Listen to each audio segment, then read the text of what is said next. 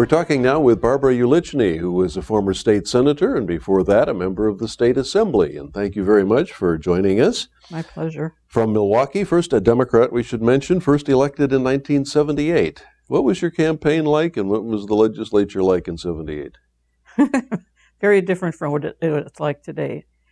I had run unsuccessfully two times before, once in 1972 in a heavily Republican district, and then in a primary in 1976, and I lost to Jim Moody. So I had been used to the ringing of the doorbells and the asking for money and the, lining up volunteers, etc. So when 1978 came along and Jim Moody decided he wanted to move up to the state Senate, and he took on an incumbent, I decided I was going to run for the assembly seat again. The assembly seat was very compact, and it was basically the east side of Milwaukee and most of River West. It ended at Brady Street. The reason I say that is because during that time in the legislature, districts were more compact. They had, within them more of a community of interest, is this, I guess, the proper current term for that. And so that meant that other people and my new colleagues in the assembly all had similarly compact and more homogeneous districts. It was a very interesting time. First of all, I was petrified. I walked into the Capitol building and I thought, my God, this is going to be my office for, at least 2 years. And everybody was actually very pleasant. Courtesy was not an issue. Civility was not an issue. Even in the assembly, which is viewed as being the more raucous body of our bicameral legislature, was conducted in a very respectful manner. And people were, there might have been a little bit of undisciplined activity on the floor. We had what has now been outlawed, I believe, we had ghost voting, so that we had pictures of people in fact, I think Midge Miller was voting for 3 or 4 people at the same time. And that changed after there was an article in the paper. I can't remember which publication went with that. But people were very orderly and friendly. And one of my fondest memories is Tommy Thompson, who was the assistant minority leader at the time, and I got into the debate. This is my first floor experience, the debate about the domestic violence work, and it was a piece of legislation that had come from a legislative council study committee. And we would get in. Tommy would do his bombastic thing or whatever. He'd get all excited on the floor, and he was against it. Well, there were some parts that he was against. And I think there was some opposition on the Republican side, too, including unmarried people under the protective services that were created. But, in the middle of the debate and other people were chiming in, et cetera, I went over to talk to him, shaking my knees and, just kind of, wondering what's going to happen, and fearing, of course, is what's going to happen. It's my first encounter with him. And he just turned and looked at me and said, "What do you need, Barb?" and I had some suggestions for some amendments or things that would maybe help the Assembly Republican caucus feel better about the legislation itself. So that was a baptism. I also remember very, very well the night that we had 2 legislative leaders that had spent the night in jail for, I can't remember if they were driving or not, but they had overconsumed, and they both came in at the same time, and we had to hold the assembly. I was quite sheepish. They were quite sheepish, and my final large memory is when we had the strip search bill, which is under discussion now. Strip searches are basically illegal in the state of Wisconsin, except under some limited circumstances. And Bob Travis coming in he and Dave Prosser came in with a dummy, and the dummy was stuffed with things, and it was allowed to be on the floor. Ed Giacomonos was the speaker, and members were encouraged to come over and try and find what was all on this, whatever mannequin image it was, and and we finished, and he said, and I think this is David Prosser. It might have been Bob Travis, but they found there were 3 things that other legislators didn't find on the dummy. So was this like we're talking about Robert Travis, Republican of Platteville, yes. And Dave Prosser was at that time a Republican, I believe, Appleton area, yes. So they brought this mannequin in. What was their point? Their point is that if you can't strip search somebody, you're not going to catch everything. Now, I have to say I don't remember the exact anatomical. It was the anatomy of a male, but I can't remember the exact how it was constructed and where the 3 items were. that no people on the floor couldn't find, but with a strip search, that would have been findable, locatable. So what happened to the bill? The bill passed. Preventing strip searches, essentially.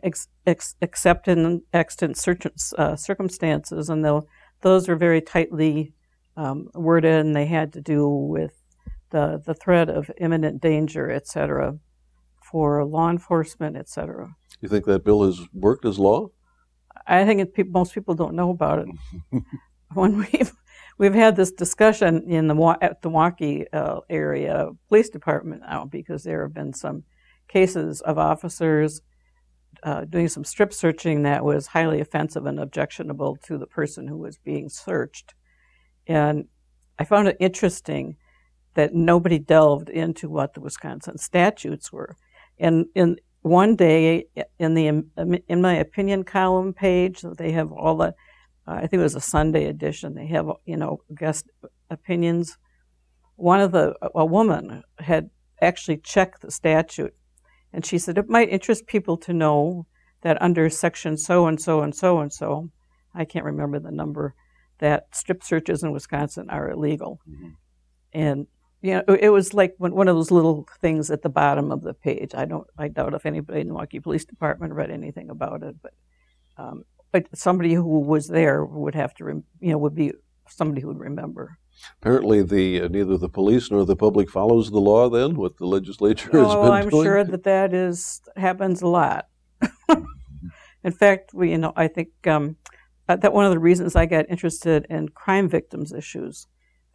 And made that one of my major themes and what I advocated for.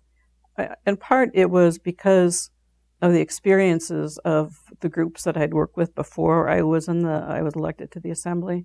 In part, it had a lot to do with problems on the UWM campus. So they were within my assembly district, and representing the East Side, there were rampant examples of sexual assaults, battery, assault, etc. And so that became a focus of what I worked on during my 14 years in the legislature. The Crime Victims Bill of Rights. You were one of the authors, yes. And that passed when? Oh, now you're going to, I don't know. It's quite a long time ago. It's been a long time ago. It's been on the books for a long time. And we were the first state to pass a Bill of Rights, a statutory Bill of Rights for crime victims. There is also now a constitutional list of rights for crime victims in Wisconsin. I don't think we can lay claim to the first constitutional delineating of victims' rights, but we're pretty close. We'd be the second one if we weren't the first in terms of the constitutional part. Well, let's stay with the issue of women's issues, civil rights. How are we doing now? I think we've gone way backwards. On my way here today, I'm not as familiar with the Milwaukee to Madison commute as I used to be. There was an interview with the nun who was the head of the the Catholic group of nuns and other women of Catholic faith, and the new diktat that has come down from the Vatican about how they were out of control and they were radical feminists, and they are preaching things that are contrary to the church, or at least they're not talking about things that are important to the church. And I'm listening to this and I'm thinking, this is 2012, and we have an Equal Rights Amendment. While we do have not a constitutional one on the federal level, but we have lots of rights in lots of different states and in federal government statutes. And then the latest decree that came out of Congress, that women were not entitled to equal pay for equal work. The Lilly Ledbetter Act, that was, I believe, the first bill that President Obama signed, drew a very negative response from especially the House Republicans. And women were, and I thought, what is this? What's going on right now? Now we can't, we've worked hard for a lot of these rights, but there are a bunch of white men up there telling us what to do. The Pope is telling, I believe him to be an older white gentleman, telling a whole group of women in the Catholic Church, women of deep faith, that that they are radical feminists, and it messes with my brain, because it's just so contrary to all the things that we fought for through the 60s, and at the end of the 50s, the 60s, and the 70s, and young women today, I think, really don't appreciate how much work it was to get through to the point where they can be today in terms of jobs, in terms of opportunities, in terms of education, etc. The amount of angst and anger, etc. It's almost, I feel as if we're almost back into the era of the suffragette. And the suffragettes they went through a lot. There was physical abuse, and I believe not too few were murdered along the way. So there are, I think, sufficient activities happening at all sorts of, especially hierarchical levels, where women are slipping backwards. We have some women CEOs now. I looked up the numbers for the state Senate. The high mark was 11 women in the state Senate in 99 and 2001. I believe it's down to 9 as we speak now, because one woman resigned recently. Yes. Going back, it's about the same as it was 10 years ago. No progress is being made, or? No progress in terms of women in leadership. Now, I understand that Senator Lena Taylor will be the head of Joint Finance, but we've never had a woman president. I think I'm speaking correctly. No woman president, no woman majority leader. There have been, although Mary Panzer may have been, she was, yeah, a majority leader for a short period of time, and Sue Engeleder was a Senate minority leader. But in terms of how the agenda is put together, which is essentially the president and the majority leader from each body, we've never had a woman speaker in the assembly, and there's never been a woman majority leader in the assembly. Now, Mary Lou Muntz was the first woman ever appointed to Joint Finance, and she was appointed chair of Joint Finance, and that was in the early to mid '80s. Those are that's kind of the glass ceiling for the legislature, in my opinion. Women running statewide, they have had success either in the judiciary and the Supreme Court races, or as a lieutenant governor. But that's where that one stops too. Now, we'll see what the outcome of this election is, whether or not Congresswoman Tammy Baldwin can be elected to the U.S. Senate.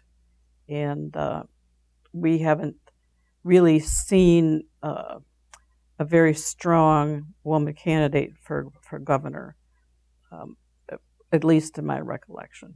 What's to be done if something should be done? I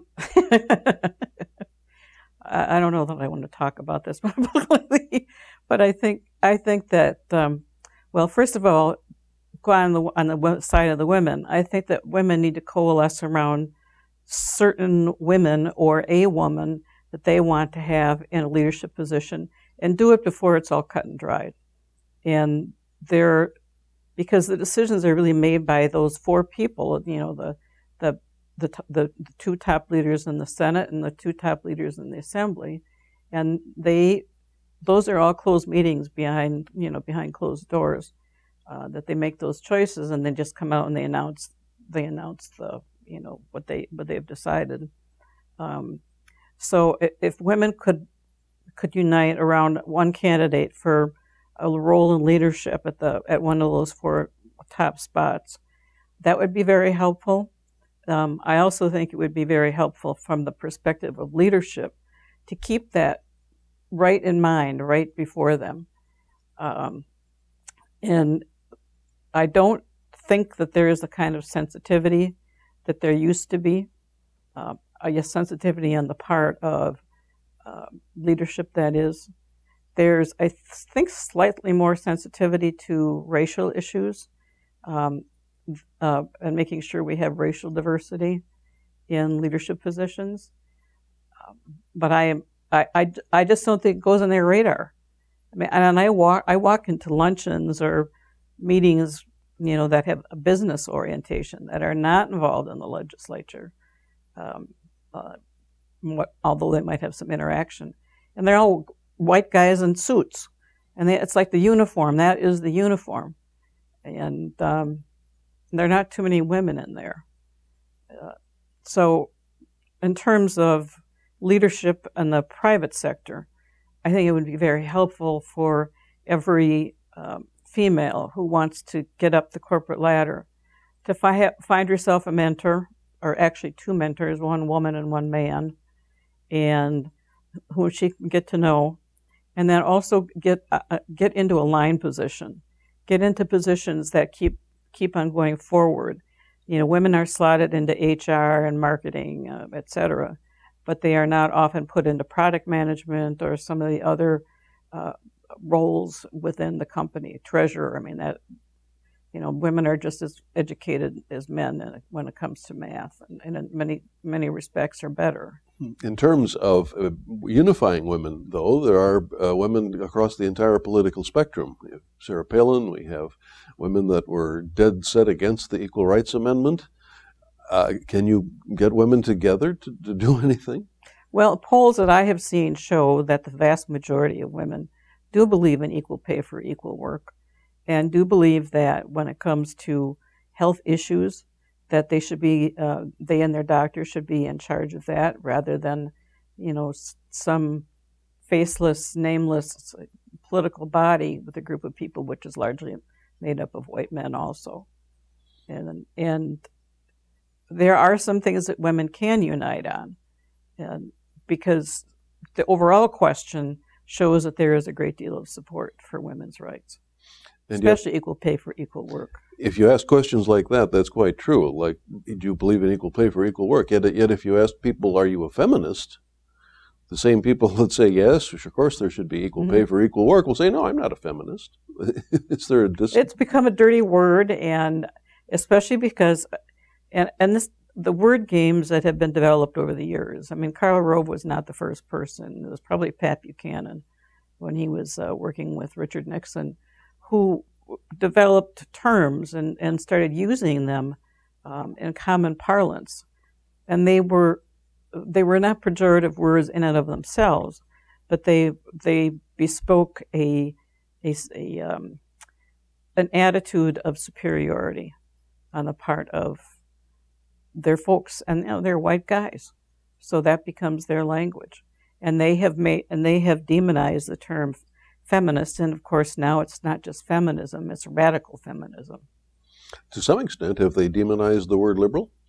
Absolutely. the traditional definition of liberal from way back when is, is more of an idea of having less government and having people make more of their own decisions. And the way liberal is defined today has been turned upside down. And actually, in terms of the wording, the wordsmithing, and the dialogue that is used, liberal has now become affiliated with socialist. And socialist is absolutely the opposite of what liberalism used to be, traditional liberalism. The socialism sees much more of a role for government, but it sees government taking over items. I read an interesting article, and I can't remember the exact title or who the author was, but it actually was a nonpartisan person. Let's see, something like socialist. I know Barack Obama; he's no socialist, and but that is a term that is thrown around as a way to demonize the individual candidates. So language has been distorted? Language has been distorted and misused. And going back and reading some of the books written by Pat Buchanan and Karl Rove, that's one of the high points of, well, not high points, but what's one of the major points of things that they have penned. And they have successfully taken the airwaves. You know, they got the Rush Limbaugh out there, and Don Imus, as I believe, no longer on the air. But there are conservative radio, especially conservative talk radio, has has a monopoly on the use of language to put down any group of people that they want to put down. The Democrats insist that the chief policymaker for the Republicans nationally is now Rush Limbaugh, and in Wisconsin, the right-wing talk show hosts in Milwaukee set the agenda for the state. True? I think that's ridiculous. And if people become so scared of taking a principled position that they truly believe in it because they're afraid of one or two talk show hosts. I've been on both Mark Belling and Charlie Sykes's programs, TV and radio, and have found them to be more than willing to talk about messaging from a factual basis. And but it's entertainment. It's not those programs are designed really to entertain people and to get them all kerfuffed and making them getting a reaction out of people. Do you mind being called a liberal or maybe a progressive? What label? I'm not a liberal, and I consider myself to be a moderate, and I'm a strong believer in the private sector.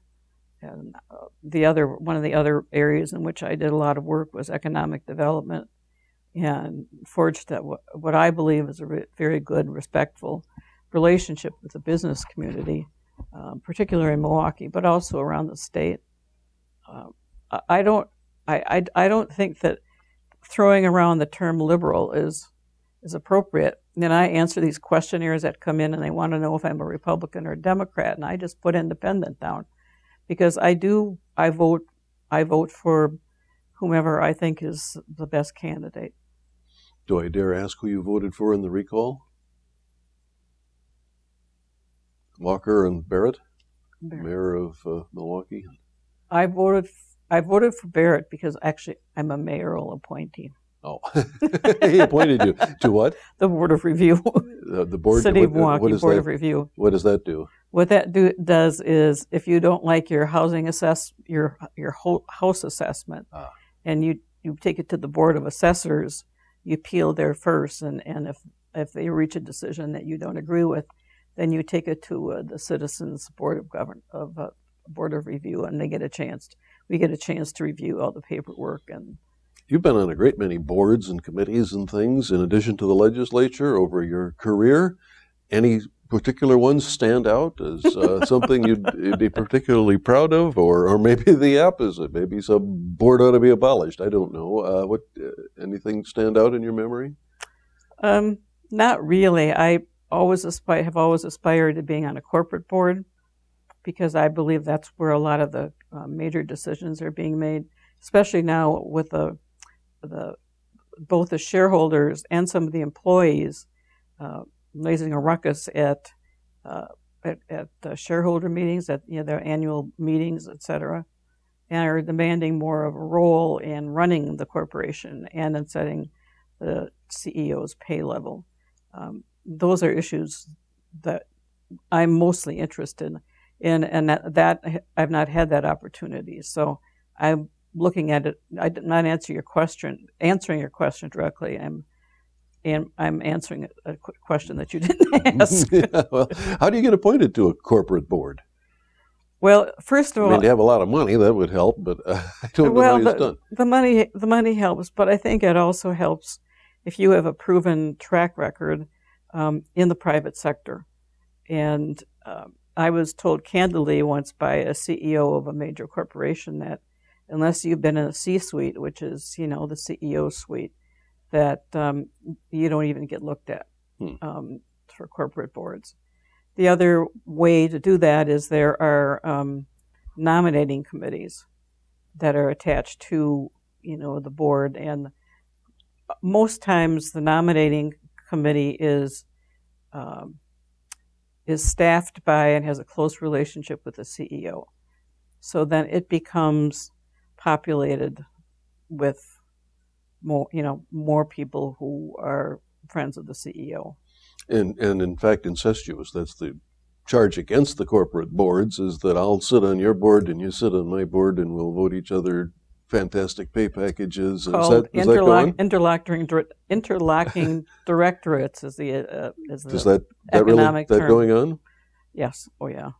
Yes, definitely. And I think it happens in politics, but to a lesser degree. But there are always some people that are consulted on a regular basis.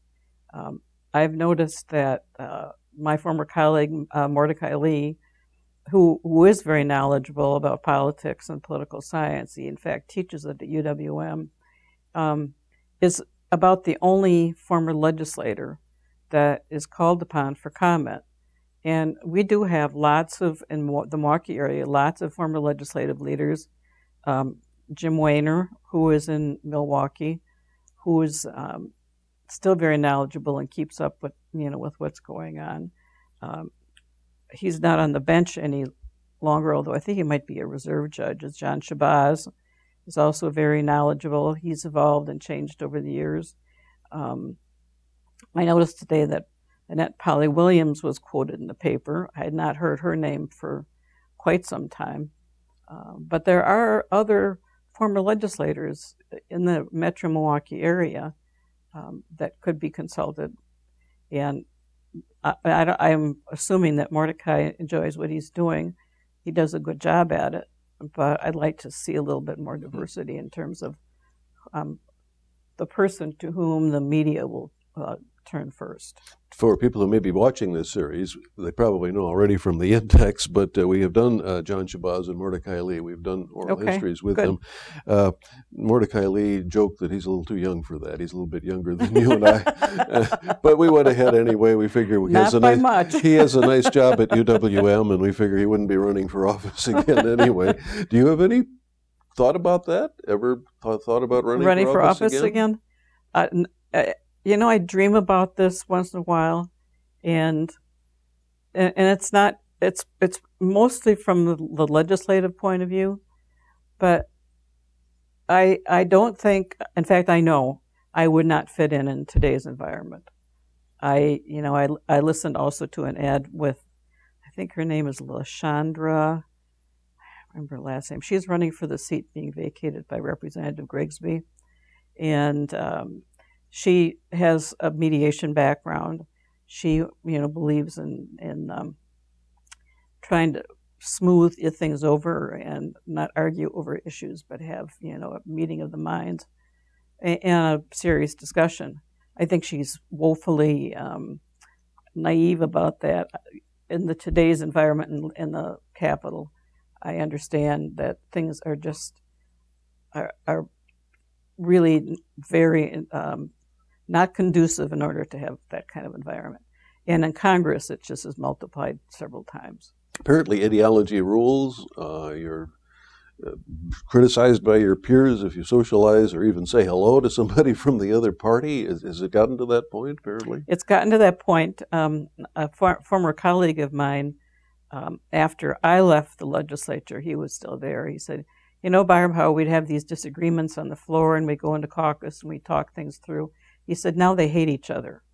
So in other words, the whole public policy aspect is diminished in importance compared to personalities, and personal differences on policy become translated into personal attacks and taking things personally. And it's not, that was never done before, at least not during my tenure. How did we become so divided? I think that there were a number of factors. I think their power became just as important as good public policy. I think money plays a big role in this, and the stakes are very high. Businesses have made it a point to work for and elect and give money to people who are going to advocate for them. I think there's a decline in civility in our nation at large, and the lack of respect that people show for each other is not really just focused in the legislative bodies. It's all over the place. Well, now, after the legislature, you worked in the private sector, so I'd like to pursue that a little bit. You were regulatory vice president for Ameritech. That's right. Wisconsin, in which you negotiated with the PSC, according to Yes. the website. Dare we call that lobbying? I guess lobbying is technically with the legislature, but with lobbying is with the legislature and state agencies as it relates to policy decisions, et cetera. But working with a state agency in sharing opinions and giving knowledge. One of the things that I made sure that we did, or that I did, is meet with new commissioners and take them on a tour of central offices, and down in, if they're willing to go down the person hole, those things in the street that you see. The telephone. Okay, we used to call it manhole cover. People used to call it manholes. I don't know what exactly the right politically correct term is, but just to see how complex the system is and to see how it works. And this came from me, who started in the assembly and wanted to get rid of the 9% guaranteed rate of return for the utilities. So I went into in the corporate sector in the exact opposite place, and it's very, very impressive to see how all this stuff intertwines and works. Now, for the PSC sets the rate, the profit for the utilities. Not necessarily. Price regulation is more the way that they approach things right now. They used to do these rate cases that were contested cases, and they went on and dragged on and on and on forever. But they've now become much more smooth in the way in which they progress. I can't tell you what the exact details are now because I've been out of that process for a while, and there have been some changes that have been made. There is much more competition in the telephone industry, and in fact, landlines, which are a very integral part of the telephone system, even in competitive areas, because the competitor buys part of the landline or rents part of the landline, what they call the last mile, and sometimes it's more than the last mile, that are still, by and large, copper pairs. And the copper wires, the pairs, I mean, that is very critical. But the best mode of transmission is fiber optics. Fiber optics are extremely expensive, not just because of the demand here, but because of the demand internationally. The action in other countries in the world relates to mostly to wireless, and fiber optics are a critical portion of that. But the technology of the system is I just found very, very fascinating, and just making sure that the commissioners understood how some of this worked was one of my objectives. Do legislators sometimes vote on stuff they don't really understand? Oh, yes. Following somebody that they trust, or all manner of reasons. I didn't really understand this guaranteed rate of return. I just thought it was awful. And then I started working on things like the utility holding company bill, the utility diversification, which is mostly gas and electric. And then I went to work for Ameritech. And you get a whole different perspective when you're right in the middle of the industry. And I'd say a lack of information is probably the number one factor in terms of how many people misunderstand transmission systems. It's maybe it's somebody who blows in their ear that they respect, especially if you're a freshman and you haven't had the breadth of experience and knowledge to know about all these things, but then you tend to follow people whose judgment you respect. Now, currently, you're CEO of your own company? Well, I wouldn't call myself a CEO. I would call myself a your sole proprietorship. Yes. Okay, sole proprietorship. Okay. Ulichny Consulting and Mediation. What do you do? Correct. I do management consulting, particularly on public affairs, and that does not include lobbying. It includes being able to work with various CEOs to help them make their knowledge more robust, their knowledge of the legislative process more robust. Should government be run like a business? I don't think it can be. I think there's some areas where there's some overlap, and business and government can learn from each other. But the purpose of a business is to increase the bottom line and to maximize shareholder return. I think some corporations, especially the financial institutions, have gotten away from that. They're more oriented to increasing salaries and bonuses and things like that. Government's purpose is to help people who can't help themselves. And there is the main dialogue that I see taking place and it's a gap. It's a huge gap between those people who think that all people should be able to take care of themselves, and the other end, not too many people are that extreme, is that government should be involved in all aspects of everybody's lives. Where would you put yourself on that spectrum? Right in the middle. There's some things that I believe in having a structured capital gains tax that reduces speculation, but that rewards people making investments. There are ways of dealing with that. The holding period, how long you've held the particular asset, etc. If it's the way things are being done right now they're done by computer, and I've forgotten all the names of the companies that do this. And then there are day traders whose people. They're people. They're not the computers who do this, but they use their own computers to make trades in an instant. It happens. A large majority. I just read a large majority of the stock transactions are these automated, computerized transactions. Is that a bad thing? It's like 70-some%. Yeah. And it doesn't provide any stability to the market. And businesses are constantly telling us, and I agree with them, that having some stability, having some idea as to what's going to happen. Businesses don't like change. They don't like to have the earth shifting underneath their feet. They can't do anything about these computers that, except buy one of their own and do it, not necessarily push their own buttons, but have the whole system just It mechanized. seems like that system is isolated. The original purpose of the stock market was to get investment for companies. That basic purpose seems to be lost today. I mean, the speculation and money for financial transactions for their own sake. Do we have anything to do with actual investing in actual companies anymore?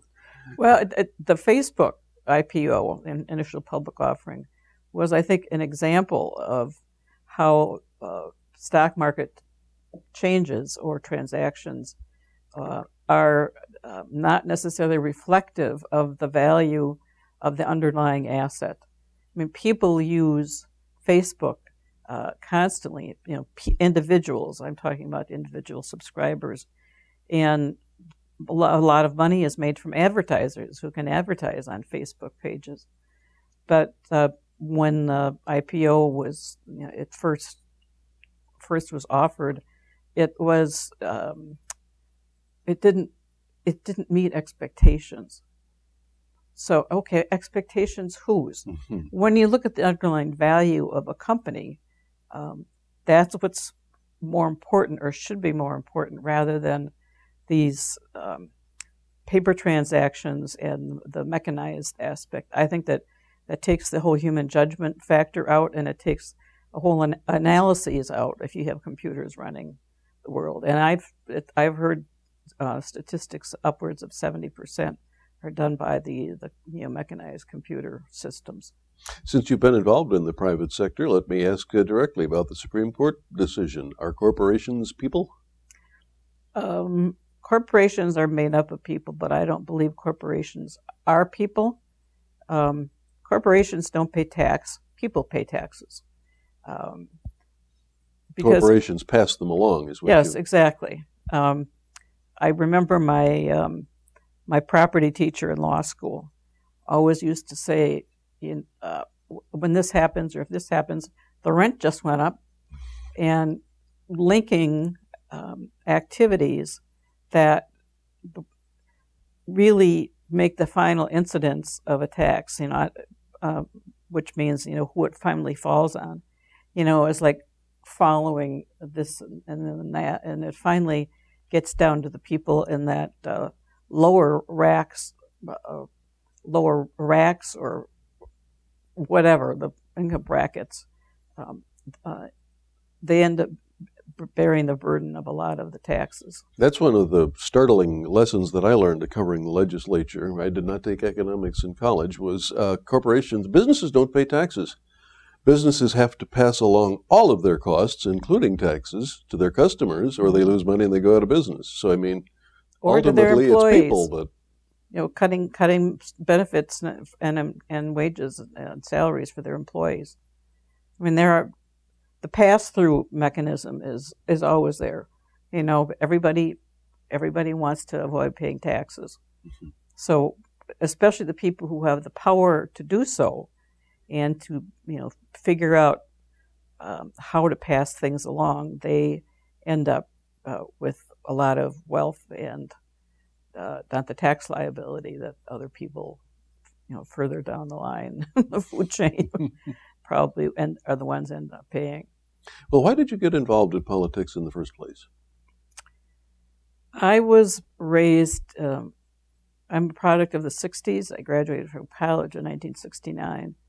And that was the era of the civil rights, the women's rights movements. And I was raised in a very staunchly Republican household.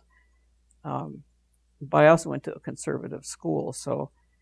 But I participated in open housing marches. I went door to door for the riot victims from the Chicago in 1968. And I became interested in public policy. But I do have to say that my mother took me door to door for Richard Nixon in 1960, I believe that was. And so there's always been an awareness of, of the role of, being a citizen in a free society. Why did you end up on the other side of the political spectrum from your parents? I don't know that my parents raised me to do this, but I became an independent thinker. and I would look. I'm naturally very curious, and I'd start delving through and really looking at what was going on as opposed to what others were saying, and that I think that pushed me in a different direction. Plus the times in which I grew up and my experiences in college and immediately post-college. So you went into politics kind of idealistically? Yes. Maybe not kind of? Kind of, very much so. I was very much opposed to the Vietnam War. That was one of the issues that drove me into the political arena. Plus also women's rights. I was involved in the Milwaukee Women's Political Caucus from its inception. And I was very much of a woman's advocate. I got involved in coordinating the state for sexual assault law reform. I did that as a volunteer, but I learned a lot about politics doing that. And I also did the same thing for divorce reform. So we now have a default divorce situation. I wouldn't call it no fault, but they're not prolonged awful things as they used to be with dragging the kids through the mud. Some of that still tends to happen, especially in more rural areas, but there's a greater awareness that is not good for the children. Are you happy that apparently some of your idealism got passed? I'm very proud of the work that I've achieved. It's how quickly people can forget, of course, but I mean the sexual assault legislation was passed. We were the second in the country to, after Michigan, to pass comprehensive sexual assault reform legislation. I'm proud of the work I've done on domestic abuse, and child sexual abuse, the crime victims in general, the Bill of Rights. But I'm equally as proud of the work. This will be capsulized in one small story. Dick Abdu, who was the former CEO at We Energies, called me up one day and said, "Barb, I want to take you on a ride." And I said, "Okay, where are we going?" He said, "I want to show you all the jobs you created with the utility holding company built with the utility diversification." So we went down to West Park, and he drove it through. That's in Racine? It's in Kenosha County. Kenosha County. Yes. And he showed me all the different businesses that were growing up in West Park.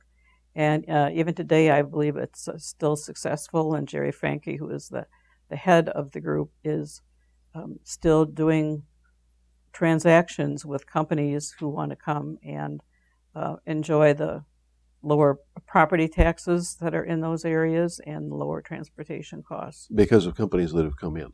Yes. The utility, I have a personal axe to grind with the utility holding company bill. I had with Wisconsin Power and Light stock, now Alliant. Mm-hmm. What Alliant did after that bill passed was to buy up foreign investments that turned out to be bad. And my dividend went down.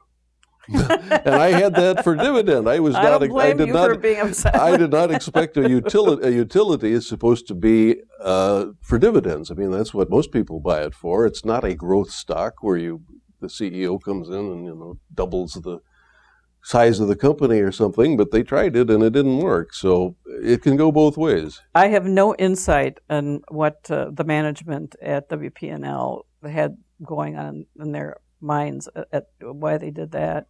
But the biggest, the We Energies, WEPCO, Wisconsin Wisconsin Electric Power Company, they had this vast real estate holdings, and they wanted to turn them into different purposes, and that was not allowed because you were not allowed to diversify into non-utility businesses. That's part of it that's still thriving. They also had formed a subsidiary to do microloans, etc. That's not been quite so successful or as important as it should be or could be. And there was a third aspect of it that also had to do with incubators and not just providing microloans, but providing actual services to help businesses start And the and idea grow. of jobs, jobs, jobs, job creation is the big issue now. We're in the midst of a campaign as we record this. Can you say how many jobs were created in Kenosha? Are there statistics on this? Are there? I mean, that's what it boils. I'm sure there are statistics, but I am not privy to them. And I know jobs, jobs, jobs is a thing. I don't know that the great unwashed public knows a whole lot about how jobs are created or why they are created. And they are created to fill a demand. If there's a demand for something, and that's why at Christmas time or at the holiday season, the demand is much greater because there are many more customers coming in and buying items. So, the demand is there and more people will be hired. And similarly, in the summertime, there are going to be more construction jobs, more of the yard maintenance. Because of the hot weather, I've seen yard maintenance people all over the place. And, of course, they have the big trucks that block everybody else and makes it. Of course, the lawn mowing business is kind of down, kind of dried up. Yes, exactly. And well, we don't know about the snow plowing business, but that's true. Those things do come and go with the seasons. But it sounds like the key to economics is not supply side economics, but demand side economics. Well, and that's creating either finding the demand for something and riding that wave into production, etc., or creating demand for something. And there are, I think, the computer business and the iPhone, flip phone, whatever technology you use to communicate. Those are examples of creating demand. The technology is there, so let's go out and sell it to people. And that's a rapidly growing industry, and they can't find enough workers to work for them. And lots of economists, I've seen quite a few of them quoted as saying that it's not that there aren't jobs out there, that there's a mismatch between people's abilities and what the jobs require or would like to have the employee, fill something that involves more technical skills, etc. Well, if you were the czar and could wave your magic wand, how would you fix or change the economy? One of the things I would work on would be in the technical schools, because that's where a lot of the demand lies right now is for technical skills, electricians, welders, plumbers, you name it. And these are good paying jobs, but you have to pass certain standards, et cetera. And a lot of people aren't interested in that. The STEM program, science, technology, engineering, and math. I think that's what that all stands for. In high school. At the high school level. But I think it also, goes back to the grade school level. I think kids are naturally curious, and they, if you can build on their curiosity, but that raises a whole bunch of other red flags, because then you get teachers' unions and everything else involved in that. I'd actually blow up our educational system. I think we have too much homogenization in the educational system. I mean, you can't cookie cut kids. They're all different. But you can help steer them into some of these particular industries or skill levels if you actually focus on it. And you keep it a concerted focus. People in the legislature have limited terms. It's 2 or 4 years, and that's your perspective. And they want to have, easy gains so they can go home and brag about it. But really making sure that you are promoting, educating, and providing skilled workers for what is out there in terms of demand. What would you replace the education system with? I don't have a crystal ball. I don't know exactly how I would do that, but I've taken enough tours of the technology schools and all the other 2-year campuses that exist, and I think it's different from area to area. And I wish I knew. I am not as involved in public policy these days, even though I try to follow what's going on. I wish I knew what the crystal ball was showing, or the magic 8 ball,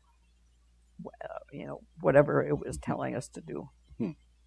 So I don't think I'm sure that a lot of people don't know what the right answer is, but they think they do, and that's where they want to go. I do want to talk briefly about your interest in historic preservation as well. You've been on several boards and commissions on that. Tell us about that. There were a group of us that were very interested in historic preservation, and when the new director of the State Historical Society, Nick Muller, moved to Wisconsin, and he came around to do his pleasantries, etc. I don't know if the Senate had to confirm him or what, but just to, meet and greet, etc. And, I told him that there were a number of us in the legislature that would really like to put together a package of items in historic preservation. And he said, "Are you telling me this and that's true, or this is just something to make me feel good?" And I said, "No, we really are, and we will do that." He said, "If I get confirmed, I'm going to come back to your office," and he did. And we selected from people who had expressed interest. Dave Clarenbach was one of the people who was very interested in. I've forgotten some of the other people who were involved in it. I think Peggy Rosenzweig was involved in it. But there are people from both political parties. And we formed a kind of an ad hoc legislative council study committee. And we had regular meetings, and the Historical Society staffed us. And we took tours of the some of the historical sites, around Wisconsin. And we made a number of policy suggestions in a piece of legislation, including creating the state historic property designation, including tax credits for people who put in money to buildings that had really fallen apart. There were some criteria with that. We also created the ability of local historic preservation commissions to stop the overnight destruction of preservation houses or structures that were deemed historic preservation treasures. I mean, and this happened around the time that I believe it was the Plankinton Mansion on Wisconsin Avenue on what is now the Marquette University area, somewhere right around there on 18th or 20th and Wisconsin Avenue. The citizens were very much opposed to this, and the City Preservation Commission was very opposed to this. But overnight, the city went in and just tore it down. And that got a lot of people very, very upset. And so that was one of the reasons for us to put some policy items together. And the legislation would have made that impossible because there are notice requirements, and there were more powers granted to the local Historic Preservation Commission. And you are on the State Capitol and Executive Residence Board. Yes, Executive Residence, better known as the Governor's Mansion. But yes. Now, this was at the start of the State Capitol renovation, is that? It was right about that time, but actually SCRB had two realms of authority. One was the Capitol, and one was the Executive Residence, the mansion. And I became the chair of the group that dealt with the mansion, not the group that dealt with the Capitol renovation. But yes, it was during that time frame. And ultimately, SCRB had to vote on, the whole group had to vote on things that pertain to, both areas. We, specifically at the residence, we looked at the different decorating styles of the various first ladies. There have been no first gentlemen, but every one of them had a very different taste. They wanted to redecorate, is that? Well, that's what they can do because they have a private foundation that will fund items. But one of the items that I remember we really had to, there was a big need for it at the time. And I don't remember if it was Tony Earl was governor or Tommy had been elected governor, but they needed a large refrigerator, because refrigerator freezer, like a walk-in type, simply because there were so many people that came and used the residence for various functions. And when Tony was governor, Tony Earl was governor, he'd have parties down in the basement and invite people over for beer or whatever, watch games, etc. So there really was need for more space for that. They had just had one kind of rusty old refrigerator, so that was a major change. And then whatever changes the First Lady wanted to make, then we worked with her to, help determine what's there and that can be used someplace else. And you were also involved in the preservation of Taliesin, the Frank Lloyd Wright home? Yes. Tell us about that. That was part of the historic preservation group. There's a little cadre of people around the state and then also in Milwaukee who are very much interested in Frank Lloyd Wright, because we have in Milwaukee quite a few examples of Frank Lloyd Wright buildings, or what I call knockoffs. So, students of Frank Lloyd Wright and his distinctive style that has very much a Japanese architectural element to it. And there are actually some in Milwaukee, and one in particular I know of that was designed by Frank Lloyd Wright himself. So this Prairie, I think it's called the Prairie School, very functional, very functionally oriented, was already of great appeal to people in Milwaukee and then the groups in Madison. And then there was there's a group in, I think it was Whitewater, and I can't remember, but I got some award for the work that I did, but I have boxed away all the awards and plaques and things like that. So why is it worthwhile to save historical properties? I think they teach us something about our past. I think that it's important for us to look at, how buildings were used during a different time period. Our society is moving so quickly today, so rapidly. The miniaturization, the globalization, the technology, whatever, technologization that's going on. We just keep on moving at faster and faster speeds. And that diminishes, I think, our appreciation for the past and on the building blocks that help build society and helped inform people on how construction and different architectural designs led to what goes on in different eras post that. There are some marvelous pieces of history, and they tie directly into incidents.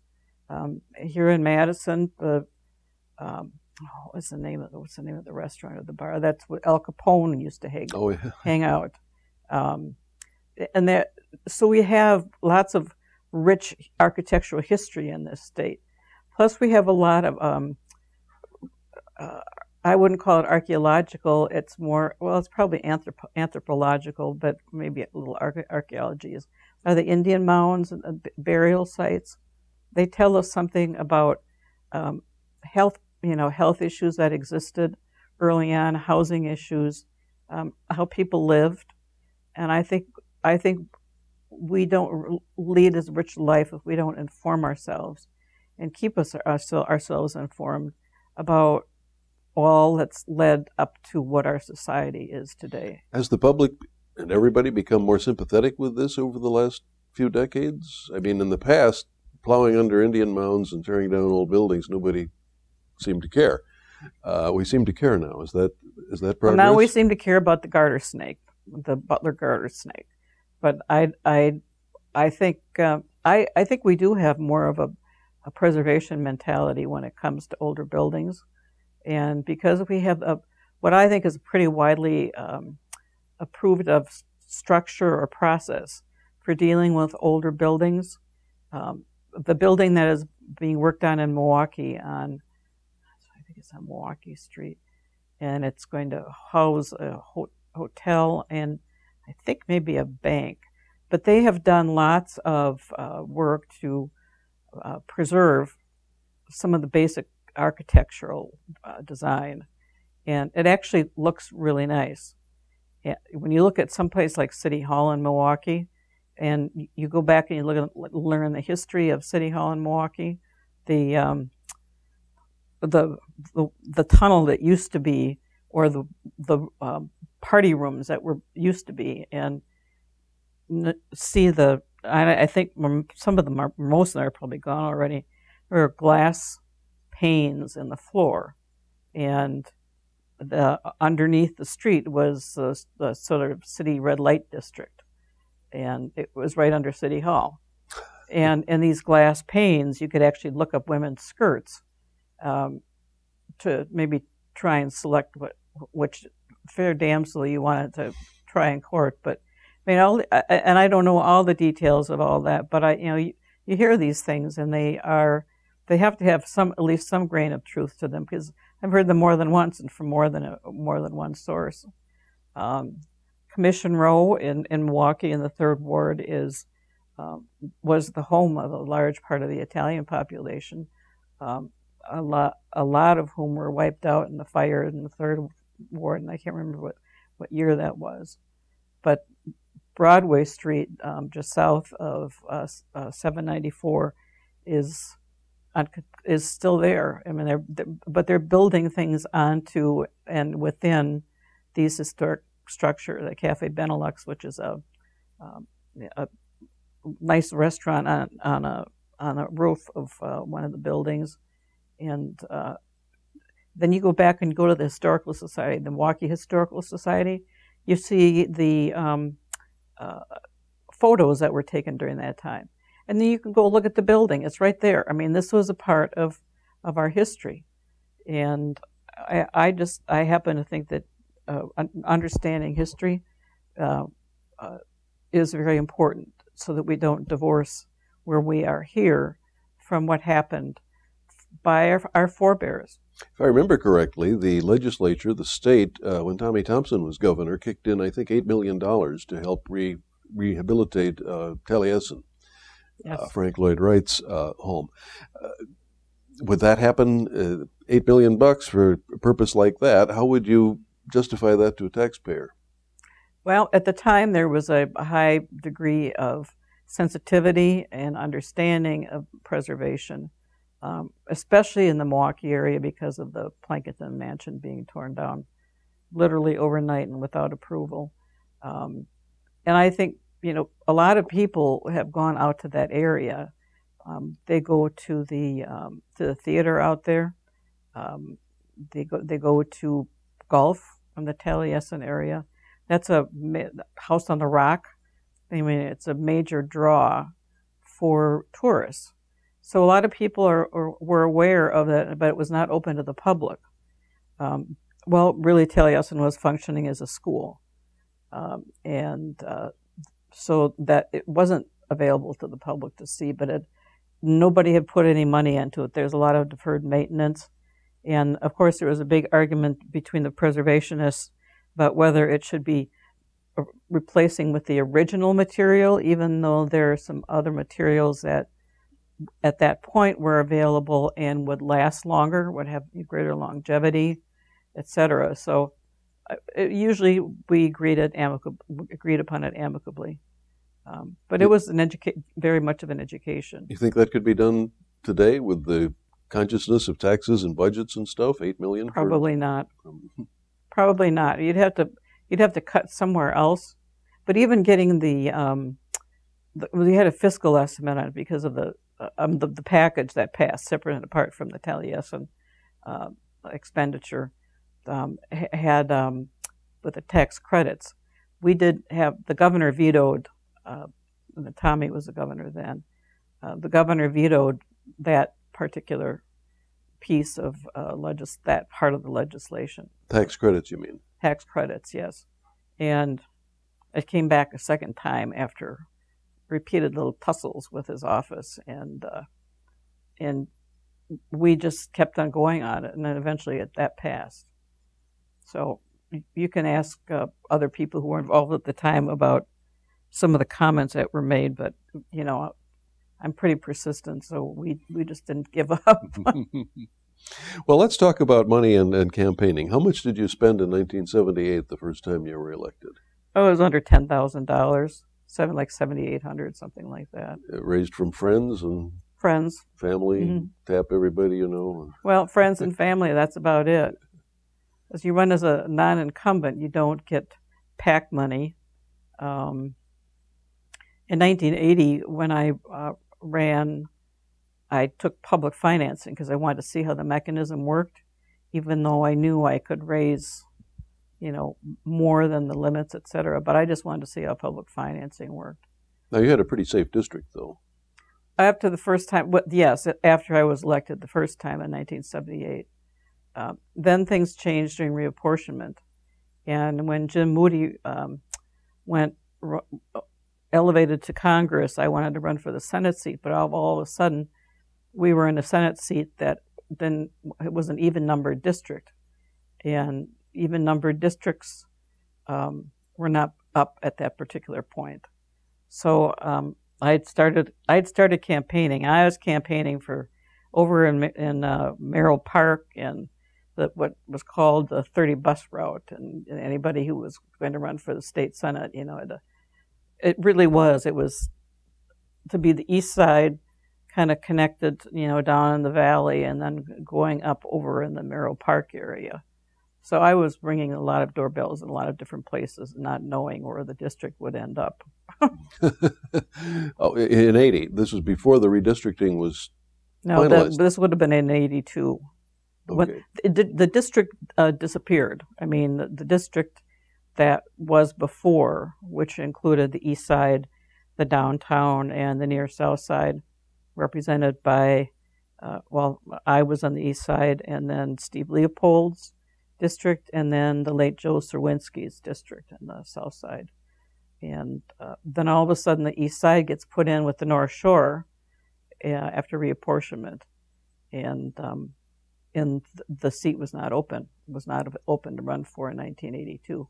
So it was an even-numbered seat, and that was the year that the odd-numbered seats were up. So then you ran in 84 for the Senate. For the Senate, yes. But you couldn't run in 82. I could just run for re-election. Right. Okay. So the reapportionment changed the districts for 84. Yes. So you were running in a new district, essentially. I was running in a new district. The east side was, that was still pretty much the same, although it became extended to include, and actually in 82, my assembly district was extended to include the downtown area. That's actually when my personal education process about business issues came to the fore. I figured that if I represent downtown, I need to understand the issues that are facing business people downtown. So I went to see John Duncan at the Association of Commerce, I should say the late John Duncan, with whom I had become very, very attached as a very fine gentleman who really was interested in policy. He gave me the list of his board of directors and said, "Here, go see them, Barb." And that's what I did. I went to see all the CEOs on the list and learned some very interesting things that they thought about the legislature and what they thought were important issues. What did they think? Well, one of them, the CEO at Boston Store, wanted a liquor license so that they could serve alcohol in their dining area, the same way Gimbel's could, when Gimbel's was still around. And so that was a very narrow view. But then we had the discussion with the CEO at NML. At whom? At NML, Northwestern Mutual Life Insurance, I'm sorry, about how the lakefront should be sculpted and what should go on down there. Now that led to getting rid of or reopening the Lincoln Memorial Bridge. That was that it was a project of mine from my first term out that was very controversial. And Lowell Jackson, who was the secretary of DOT at the time, called it a dam, the Lincoln Memorial Dam. Because it was closed? Well, they said because it stopped the freeway from being built. Oh, they were going to build the North yes. Freeway through there, yeah, which they finally didn't, and the bridge has been open for a long time. Yes. I guess that was one of your successes then. That was definitely a success, but the mechanism we used to do it was, if it was understood today, it would never have happened. What was the mechanism then? Well, the federal government just made available off-system to repair and replace, I think they're called off-system bridges. In other words, not on the interstate system. And so we kind of shaved a little bit off the top of that pot of money. I think the goal of it was to spread it around the state, but we took a whole bunch of it. So you got federal money to reopen the Lincoln Drive Bridge. That's the one that just goes right into the Art Center. War Memorial, yes. Yeah. I'd forgotten that was closed for a long time. It was closed for a long time, and it was crumbling, and it was an eyesore as well as a sore spot. And the CEO at NML looked down there to say, I mean, we just the building looks down on the lakeshore there. Yes, exactly. Well, so when they dropped the freeway, plans have been dropped long since to extend the freeway along the North Shore Drive. You consider that a victory as well? Yes, Jim Moody had started the move to demap some of the freeways in Milwaukee because of the neighborhoods that either had to be torn down or were facing, being torn down.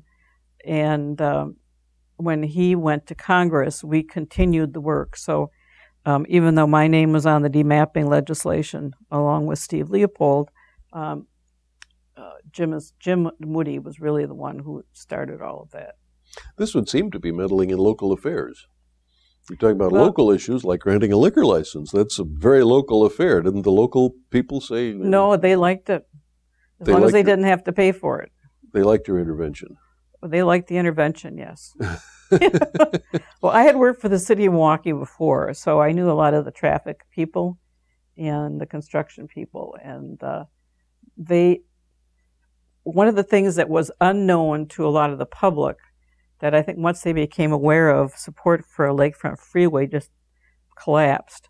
But the freeway was going to, the so-called freeway was going to go north and then go up, not go straight north, but then up at the Park East area, go and join in with the Park East freeway. So it was essentially a bypass for the other freeway. And once people realized that they were tearing apart whole neighborhoods, destroying whole communities, particularly the Italian and Polish communities, that they thought, well, whoa, and this is just for a bypass? This is not a freeway that goes forever and ever and ever. It actually has impacts on our neighborhoods. So once there became more of a realization about that, I think there was, and the city really didn't want all this stuff destroyed, because it takes housing off their tax base, and they need those structures to produce property taxes for their budget. How much did you spend on your first Senate race? Well, 1984. Oh, it's very embarrassing. It sounds like small change today, but it was the first campaign that was over $100,000, and I think it was close. By the time we got everything together, it was close to $120,000. And that was considered huge at the time. It was huge. I was shocked. All I did is go ring doorbells. I wasn't, I had a campaign manager, and I had WEAC lent me one of their political whiz kids who could see that I could raise money, so he went and spent it like crazy. And I still remember the day or two after the election having to go through the campaign office and throwing out stacks and stacks and stacks of door hangers and pre-stamped envelopes that were not going to be good anymore, etc. So all that money wasn't needed in your case. It wasn't a case of That's- one of these hotly contested districts with the parties throwing in huge amounts of money? No, it was most of my money came from individuals, and in fact, there was a one of the people they interviewed at the time was Charlie McNear, the former CEO at Webco, and he had contributed $400 to my campaign. I mean, as an individual, and somebody, talked to him about that, and he said, "Well, if I known that she was that cheap, I would have given her money a long time ago.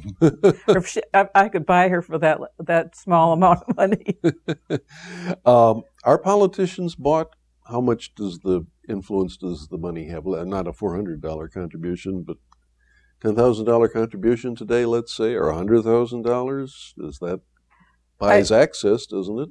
Well, I believe there are still limits at the state level on how much an individual can give, but that doesn't include that's an individual. That doesn't include, a spouse, extended family, friends, etc. Or independent expenditures. Independent expenditures have become, they've just gone through the roof.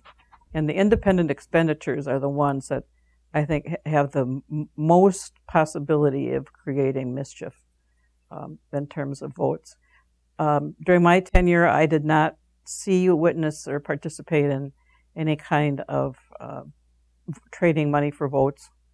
I don't know how things are these days, but there was a time when, and there were several cases about this involving former legislators who were found guilty of accepting money in return for something, and that I think there's still one trial that needs to take place, but that was very blatant. I didn't see anything like that during my time in office. Now, about 10 years later, we had the first $1 million state Senate race. I remember that one. That was when John Erpenbach was first elected, who's now in the Senate. He was the fourth spender. This was the first really big money race, I think, because of a very closely contested district, and the balance of the Senate was at stake. It would flip the Senate one way or the other, Republican or Democratic, and Erpenbach was the lowest spender. He was outspent by his opponent, by Wisconsin Manufacturers and Commerce, and by WEAC on his own side. He was the fourth. And that was $1 million. The total was over, the grand total. Oh. Now we may have $1 million for one candidate. I don't know. And when you look at the salaries that people make, I haven't checked the salary levels yet lately, of individual legislators. But at this point, there is no way that, putting that kind of money into a 4-year Senate term would have any kind of concomitant value. That would mean that you'd have to make $250,000 a year to make it back. It's your own and money. I don't think they're making that right now. No. Is it worth it to the donors? They must think that they're buying access, if not influence. I don't know the motivation of a lot of donors, but the theory behind fundraising is you ask money from people who need you, who love you, and who owe you. And the people who love you, those are your friends and relatives. And the people who need you are the ones that, where there's some good possibility where mischief can be made. So there's a whole range of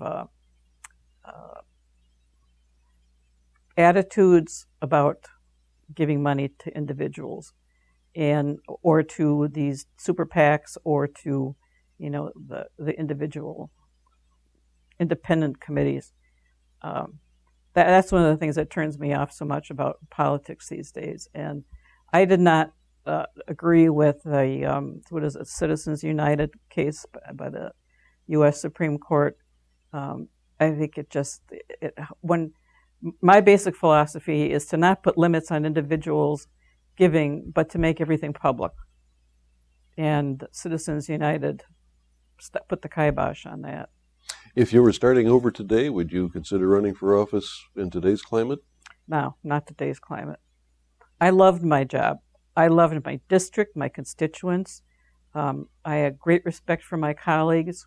I loved being on the front, kind of the front lines of setting good public policy. And I'm very proud of a lot of the work that I was able to accomplish with other people, of course. And I miss the legislative service agencies, the high quality of staffing that was available, and a real focus on public policy. I don't think that the atmosphere or the whatever you call the things that make things go in motion today are anywhere like that. And I'm afraid that if I walked into the legislature today, I'd be seeing things that are very, very different from what things were like at that time. And for a young person today who's interested in politics or public policy or is idealistic today, would you tell them to get involved? I think the operative word is young. Mm-hmm. And I would encourage anybody who's interested in running for office to run for office. It's my personal belief that public participation and exercising any kind of participation in the political process is a duty and obligation of every citizen in a free society.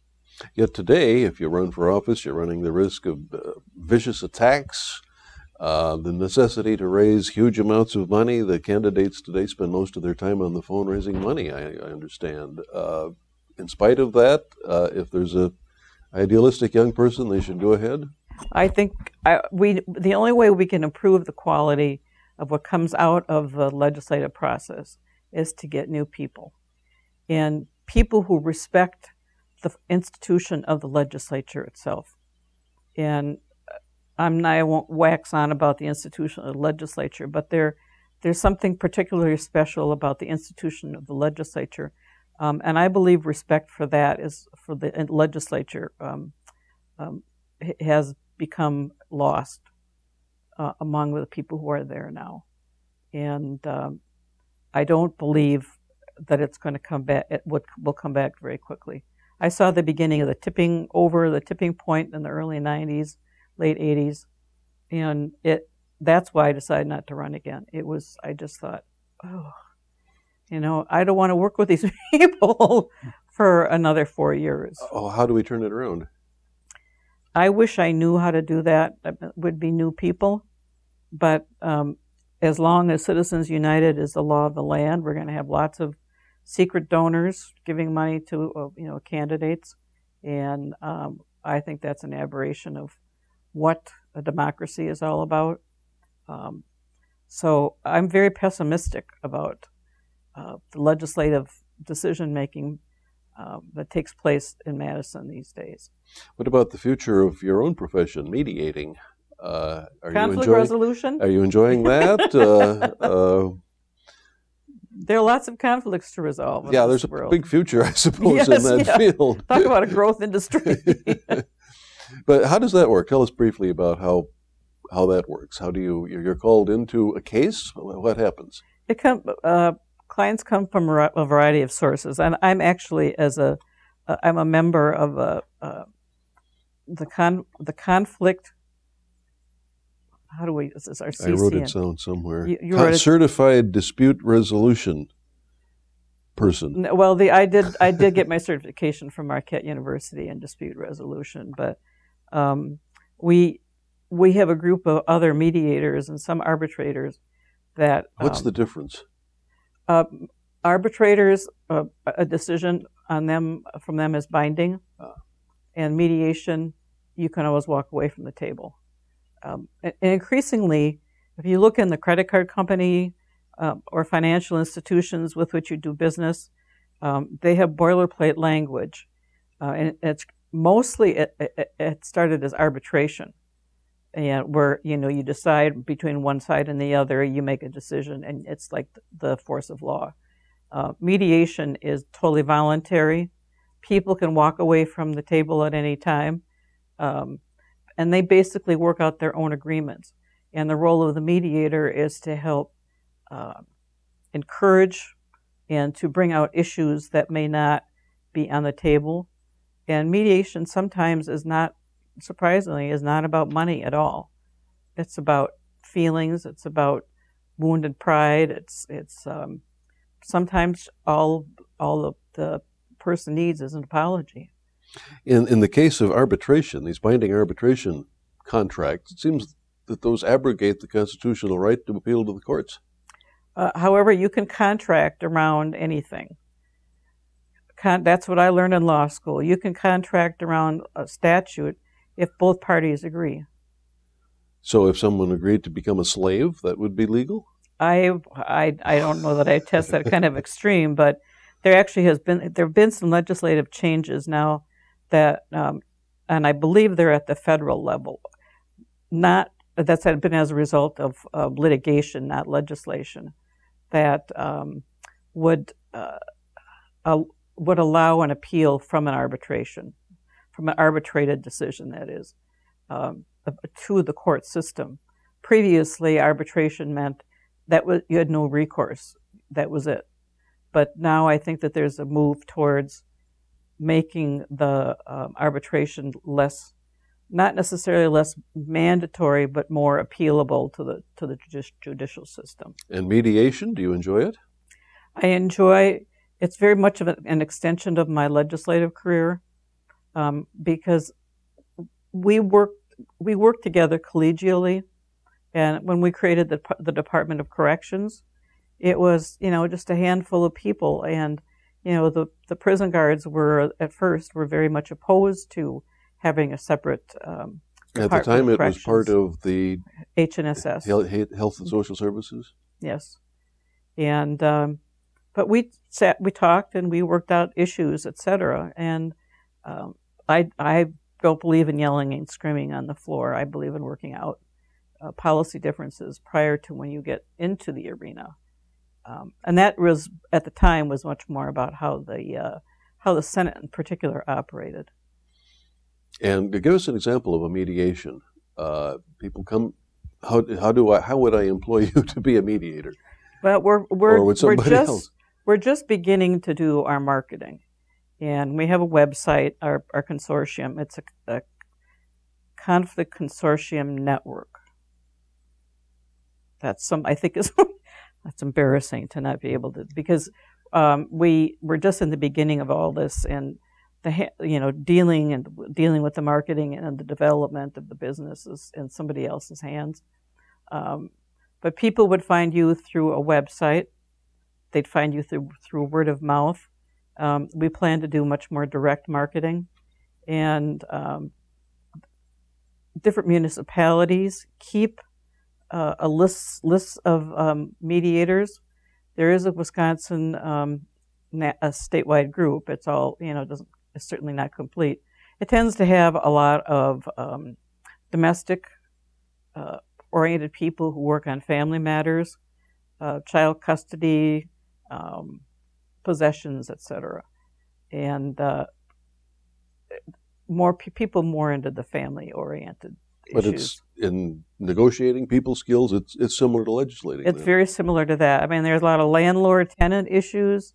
You name them. I mediated a case where the two people were Armenian, and neither one of them spoke any English. So they both brought their translators to the mediation session, and he didn't understand. He felt he could just move out whenever he wanted to. Well, his name was on, and not pay anything else.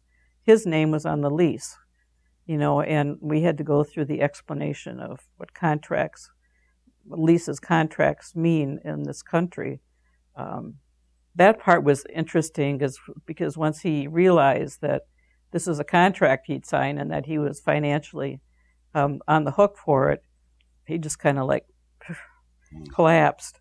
And but it turned out later that the translator for the plaintiff, the woman, his partner, came up to me later and said there wasn't a lot of accurate translating going on. Well, I don't know a word of Armenian, so I couldn't. How could I tell?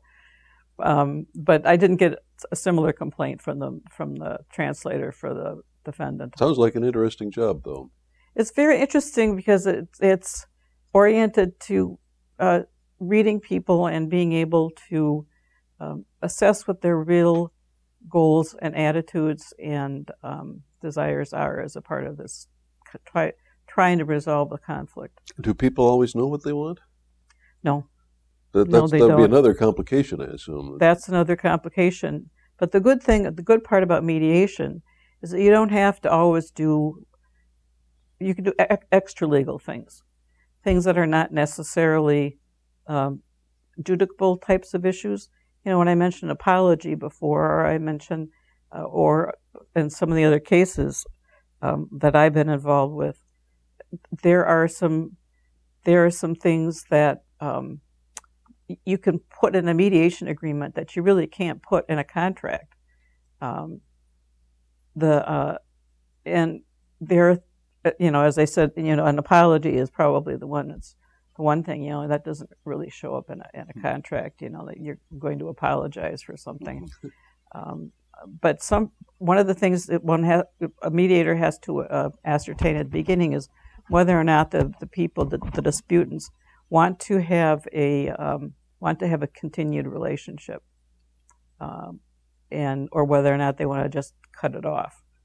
So that's one of the first things to ascertain, because people have different motivations to do different things. If you want to have an ongoing relationship, and you want to get past it, mediation helps clear up some of those old,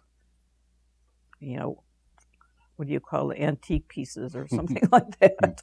Well, it does sound like a growth industry, and I want to thank you very much for joining us. This has been very interesting. We've been talking with former State Senator Barbara Ulichny she was a Democrat from Milwaukee, and thanks very much for joining us. And thank you for inviting me, John. It's been a pleasure.